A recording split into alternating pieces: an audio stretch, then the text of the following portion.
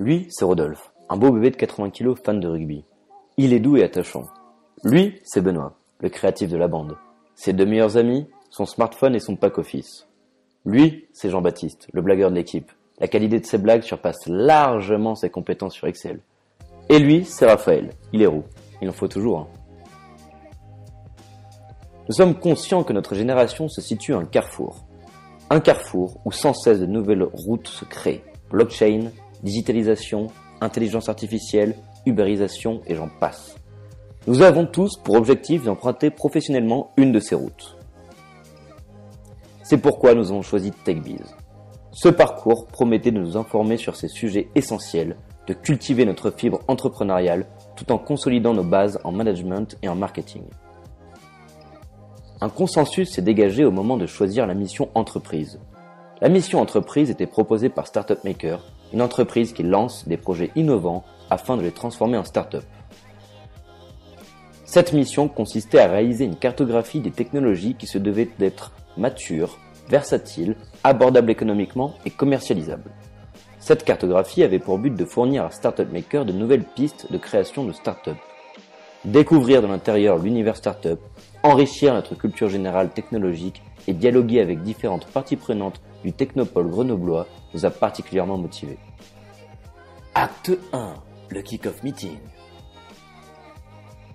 Lors du kick-off meeting, la décision de modifier la mission a été prise. En effet, avec Gérald Créchion et Jacques Fleurat, nous estimions que la mission allait s'avérer fastidieuse et peu dynamique. C'est pourquoi nous avons choisi de diviser la mission en 4 étapes. Premièrement, il nous fallait recenser 150 technologies. La deuxième étape consistait à approfondir 30 des 150 technologies recensées. La troisième étape était simple, produire un maximum d'idées innovantes à partir de 8 technologies retenues sur les 30 technologies approfondies précédemment. Enfin, la quatrième étape consistait à produire 3 présentations type Kawasaki afin de détailler 3 idées innovantes susceptibles d'intéresser Startup Maker. Comment s'est-on organisé ? Afin de mener à bien notre mission entreprise, nous avons choisi d'expérimenter la méthode agile. En quoi cela a-t-il consisté ? Nous avons opté de ne pas occuper de rôle fonctionnel. Nous avons choisi d'utiliser des outils classiques de gestion de projet, comme le dashboard ou l'évaluation à 360 degrés, et des outils plus innovants comme Trello ou Google Doc. Nous avons décidé d'être proches de notre client et de notre mentor afin de percevoir le mieux possible leurs exigences et d'augmenter notre capacité d'adaptation. Acte 2. La stratégie première. La première étape de notre mission était de loin la plus fastidieuse. Cartographier 150 technologies n'est pas chose aisée, surtout lorsqu'aucun d'entre nous ne dispose d'un bagage technologique solide ou à la moindre connaissance en veille technologique. Afin de satisfaire la première étape de notre mission, nous avons mis en place une stratégie qui peut se diviser en 3 volets. Premièrement, identifier des partenaires susceptibles de pouvoir nous informer sur des technologies.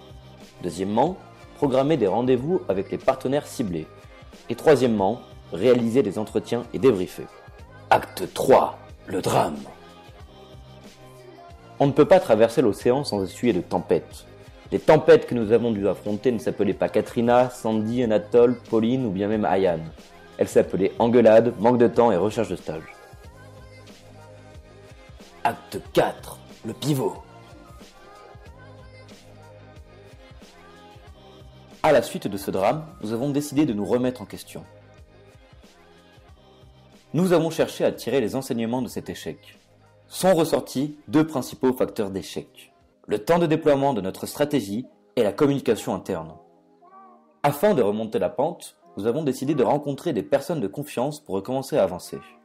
À travers la discussion avec notre mentor, Jean-Philippe Solvay, Fanny Rabouille et Thomas Taradas, une nouvelle stratégie a émergé. Nous avons décidé de mettre à profit les outils technologiques déjà à notre disposition. Vous n'êtes pas sans savoir qu'Internet constitue une mine d'informations si on sait quoi et comment chercher. Nous avons ainsi épluché le rapport du CES 2017 édité chaque année par Olivier Ezrati. Nous avons assisté à la conférence des prédictions technologiques de Deloitte et enfin nous avons suivi quelques blogs traitant de l'innovation et des nouvelles technologies. Acte 5. Premier rendez-vous Startup Maker.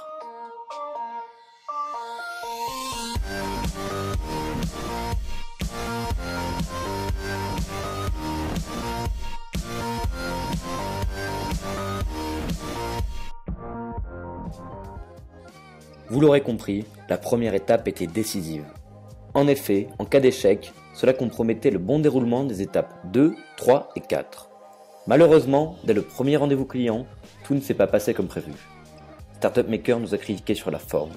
Nous n'étions pas leaders dans la discussion, nous n'avions pas créé un support de présentation de qualité, nous n'étions pas en mesure de répondre à toutes leurs questions. Pire, nous n'avions même pas anticipé de questions. Pour la deuxième étape, qui consistait à affiner 30 technologies parmi toutes celles recensées, nous nous sommes remis en question sur la forme. Nous avons abordé le rendez-vous avec une autre mentalité, nous étions plus motivés et plus concernés. Nous avions créé un support de qualité et anticipé les questions. Startup Maker était satisfait.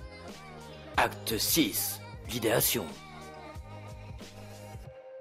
La troisième étape de notre mission prévoyait de produire un maximum d'idées innovantes à partir de 8 technologies retenues sur les 30 technologies approfondies précédemment. Il nous fallait donc mettre en place une méthode d'idéation.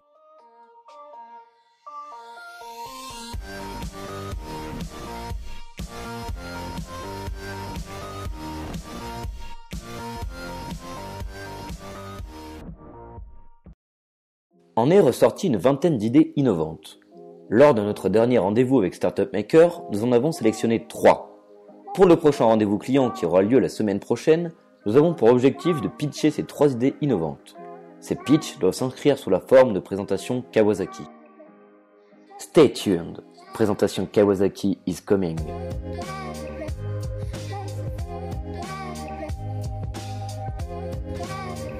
Finalement, ce parcours TechBiz nous aura beaucoup apporté. De par les rencontres que nous avons pu faire, que ce soit au niveau des intervenants et des professeurs comme Denis Anselmé, Hubert Kratirov ou Mathieu Zojdelov. De par l'expérience acquise aux côtés de l'équipe de Startup Maker. Grâce à celle-ci, et plus particulièrement Gerald Krechon, nous avons été directement confrontés au monde de la startup. Cela nous a permis de casser quelques a priori que nous avions sur les startups et de développer notre culture générale sur les technologies.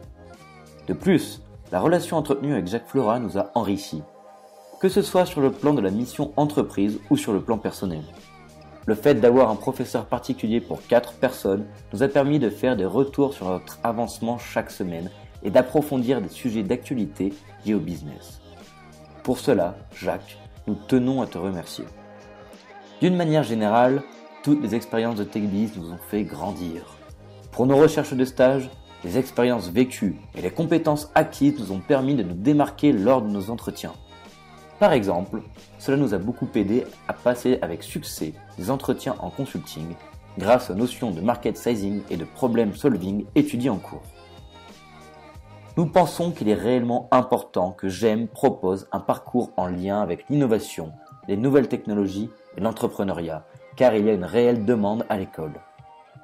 Ce qui rend très attrayant ce parcours est son exigence. En toute honnêteté, jamais nous n'avions autant travaillé à GEM.